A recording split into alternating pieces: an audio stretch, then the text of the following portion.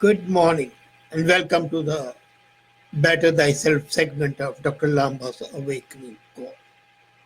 We live in a world that is fractured, and the human life, to quote the famous British political scientist Thomas Hobbes, man's life is brutish, nasty, and short. But it's short no longer.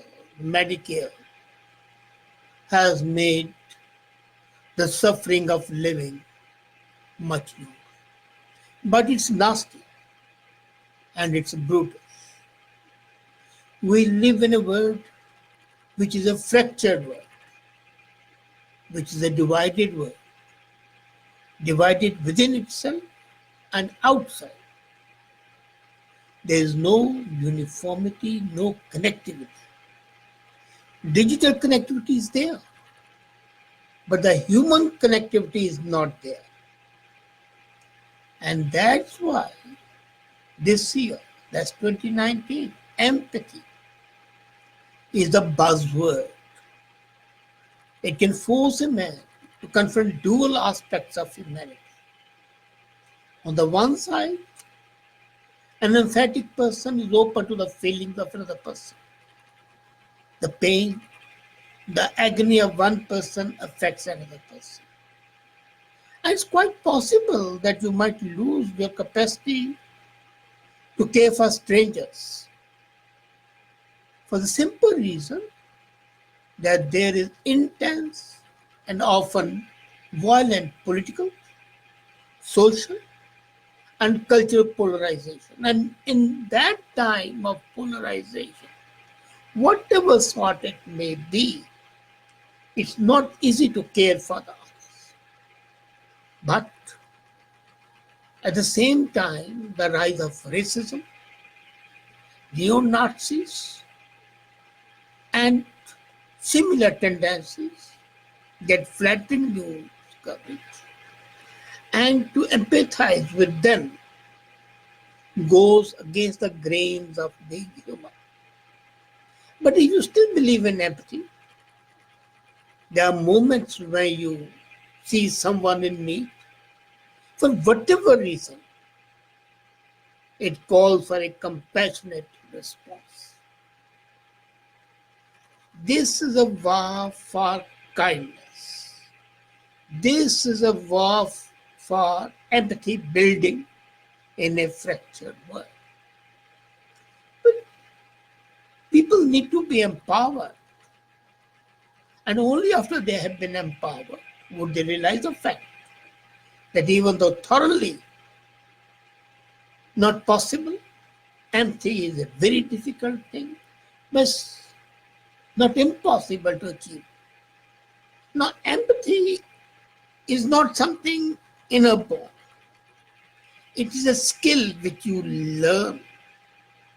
Sometimes you learn it from your parents, from your teachers, from your peers, and even from your juniors. Sometimes you learn by seeing others being empathetic. Sometimes you learn because you have passed through a traumatic experience, and that makes you feel empathetic. Sometimes you just as in a moment of catharsis by seeing that tragedy in which you could have been a victim makes you feel empathy. But basically it's a skill. Whether you learn it yourself, from your teacher, from your parent, from your mentor, from your peers, from the circumstances, this is a skill that has to be built up.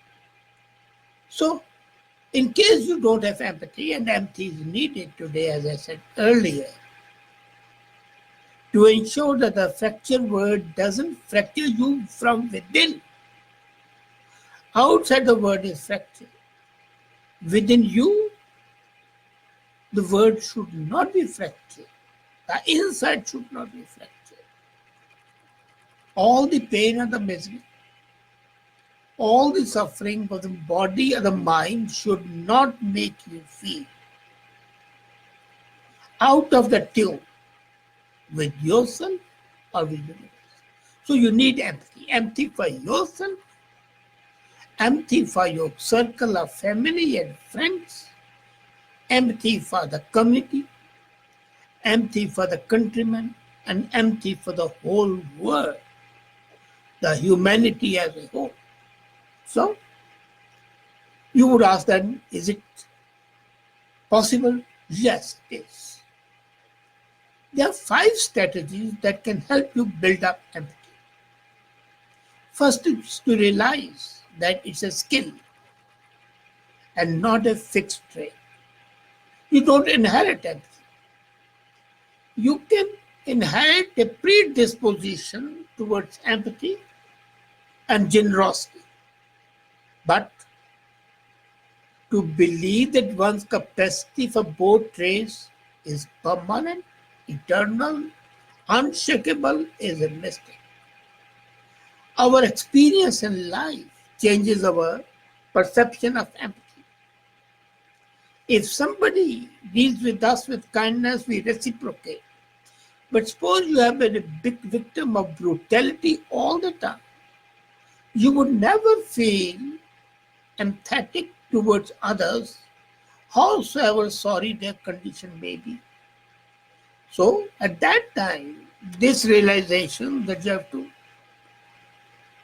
just just a second, please. Please wait.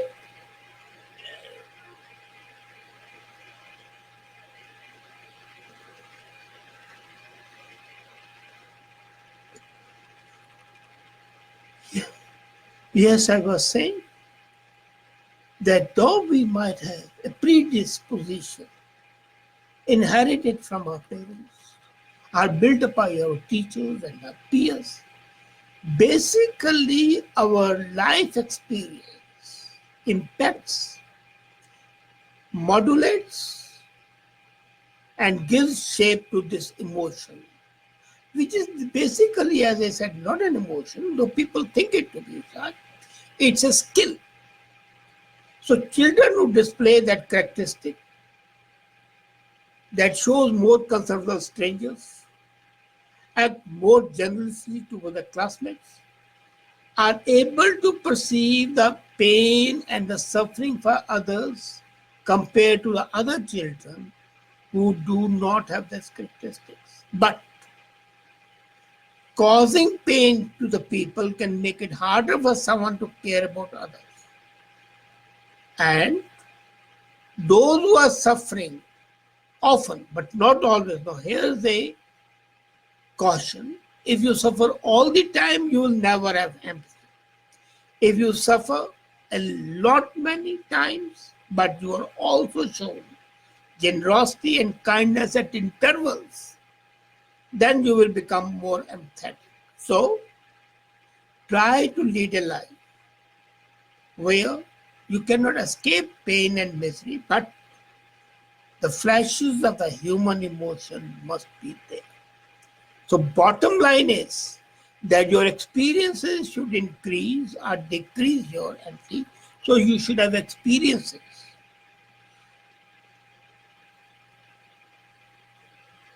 Try to get those experiences will enhance your empathy.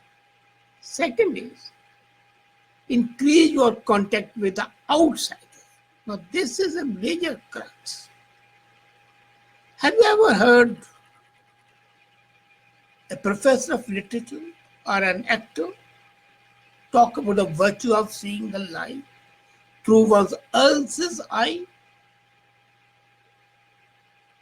When you look at the world not from your perspective, but from the perspective of others whom you don't know, the others who belong to different groups than you do, then you develop less prejudice. And the decrease in prejudice would increase proportionately your sense of empathy. So getting to know the people outside your peer group, outside your social group, and even seeking, people in fiction. You go to a movie, saw the suffering of somebody, and I've seen people who start weeping. That is empathy.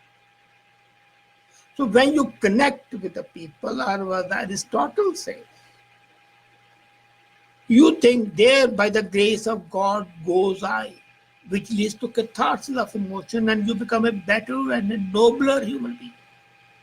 You put yourself in the feet of the others, that you could have suffered that fate, but luckily you have escaped that.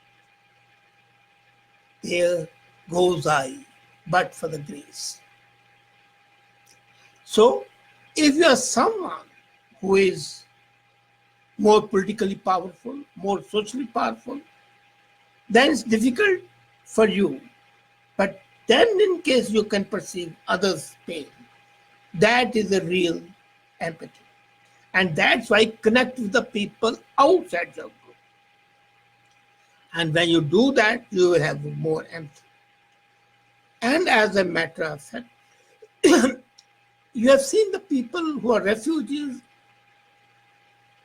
real refugees, I'm not talking about fake refugees. You would find that they are a clustered group. Show them kindness, and then they blossom forth.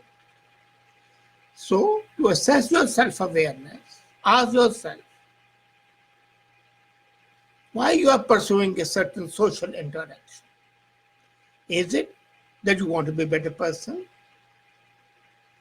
To show off? Are you generally are open to a new experience? And if you are generally open to a new experience, you will have more empathy. The most important thing, the third one, which I always say is, have self-compassion. You cannot feel empathy for others if you don't have empathy for yourself. The optimal version of human experience is one in which we feel the pain of others, but feeling the pain of others without depleting your happiness is real empathy. Giving money to somebody might be an act of stupid sympathy, but it's not empathy. So people feel guilty when their empathy ebbs and flows. Don't feel guilty. As I said, this sense of shame diminishes your feeling of empathy. But practice self-compassion. And this is a tool that modulates empathy as a necessary step. Once charity begins at home, be charitable to yourself. And do you know, have you ever gone to a intensive care unit? The hospital staff copes with the unthinkable losses without losing their cool. For them, death, suffering is a part of life. Not that they are not empathetic, they feel empathy, but they feel self-compassion as well. Then, internet is one of the most powerful factors that can amplify actions and behaviors you are not proud of. Internet can enhance empathy by bringing you with the people, with the outsiders, stories and everything. But you have to be careful that you are not taken for a ride. And if you are taken for a ride, that's not. And the most important and the last is build up a system that is empathetic. It should not be empathy, should not be a flash in the pan. It should not just happen once and go away. It should be a system, the system of kindness. That means changing even the workplace, public institutions. Focus on ways to make kindness an expectation. Reward kindness if you are in place of power. I remember we helped formulate a training program for the police once. that teaches cadets how to act kindly and describes how the dozens of the schools later on adopted a kindness curriculum in there for the classroom. So you need a kindness curriculum in the schools, in the colleges, in the families. A system has to be created which puts a stop to selfishness, self-centeredness, but not self-compassion. Try to differentiate between the two. And then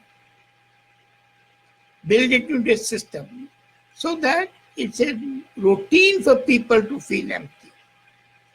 Do not forget that you are not individuals fighting to empathize in a word of cruelty. You are also a community. You are a family. You are a company. You are a team. You are a town. You are a city. You are a nation. And in all these social and political groups, bring kindness into your culture. And it should be the first option. Don't just respond to norms, create those norms. And here is not the role of the government, it's for each individual to do so. So, empathy is something which makes you a better human being because A, you get to have self-compassion, which boosts your ego, and you spread kindness, the vibrations of which go to the sufferer and his positive vibrations travel back to you.